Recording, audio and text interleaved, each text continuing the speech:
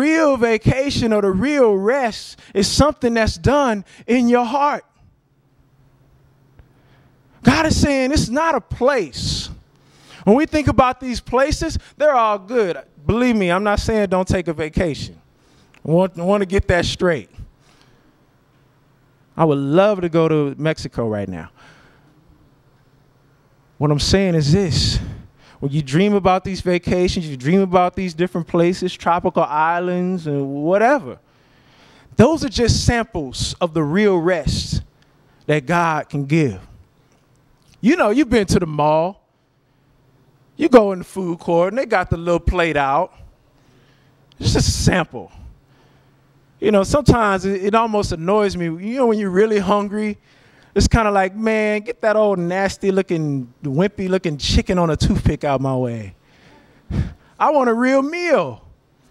You know, the other day I was in Trader Joe's, and they always had those samples, and I was really hungry. And I took the sample, and I was like, man, should I go back? Because I'm hungry. If I eat like 4 more, it'll be a whole sandwich. The sample would never fill you. You'll always be wanting more. Take a vacation. Take a little day off. But you'll always want more. You'll always be starving for the rest that only God can give. Believe in God for rest today. That's the place. And then he clarifies it even more. He says, and yet his work has been finished since the creation of the world. Since, a time word. Long, long time ago, God created the world and said, I'm resting, I'm done. The point is this. There's no time limit on this rest. It's not like, everybody's working for the weekend. As followers of Christ, we can have rest when we're working. We can have rest when we're in conflict. That's the amazing thing about being a follower of Christ, is that God is transcendent beyond our actual situation.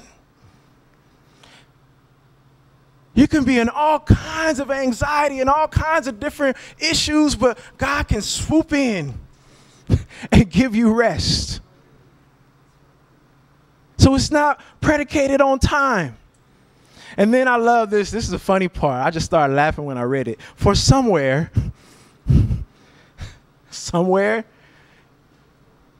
it's Genesis 2:2. And this person, whoever wrote Hebrews, we really don't know. They know the Old Testament. They keep quoting from the Old Testament, but they say for somewhere. This is the first book of the Bible. You should know this. For somewhere he has spoken about the seventh day, the Sabbath. The Sabbath. And this is, you know, we don't practice this day, the Sabbath day.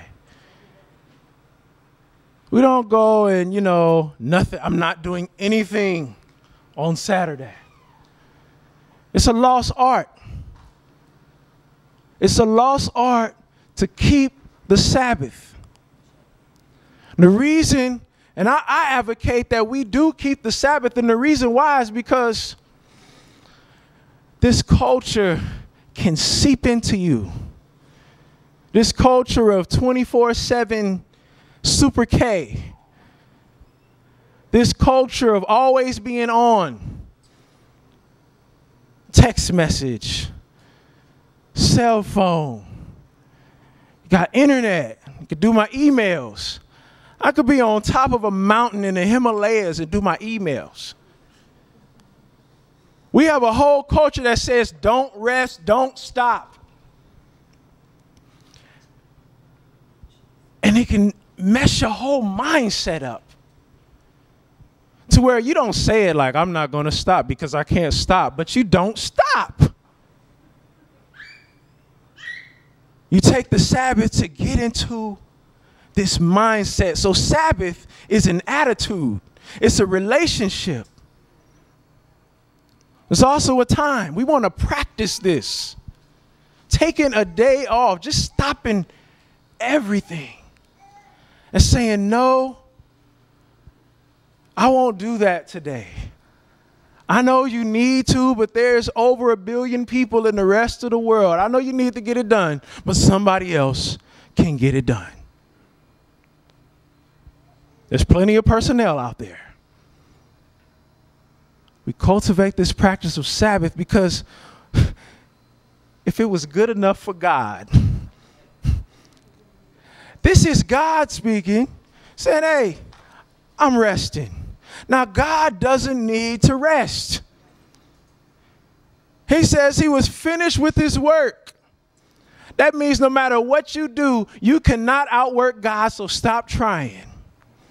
That's what it boils down to. When you can't rest, you're trying to outwork God.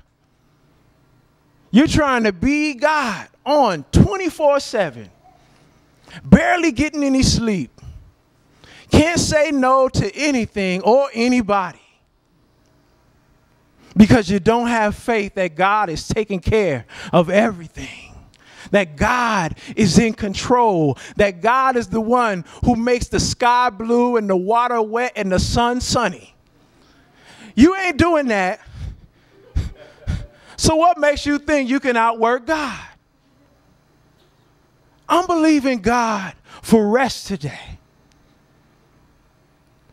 Not to escape the troubles of life. There is no escaping the troubles of life. You can go off into a secluded cabin way off in the uppermost parts of the world, Canada or something. Still you have trouble because who's going to cook the food? Who's going to find the food?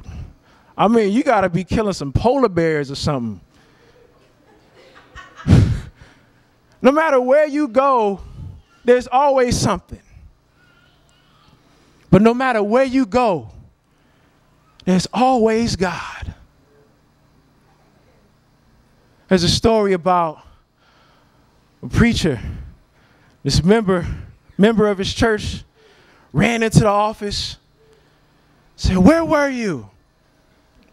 I called you on Monday. I had this serious problem. I needed you."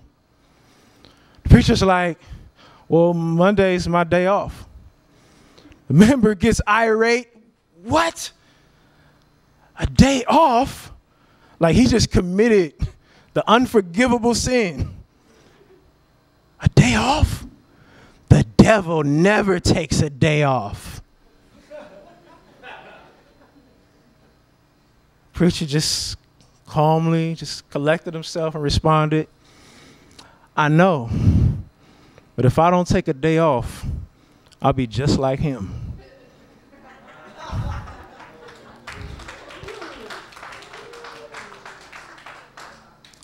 That's what happens when we don't believe God for rest. We don't take time out to rest. We don't believe that he is there with us and he cares for us, and we get caught up in all these anxieties, all these cares, all of this stress.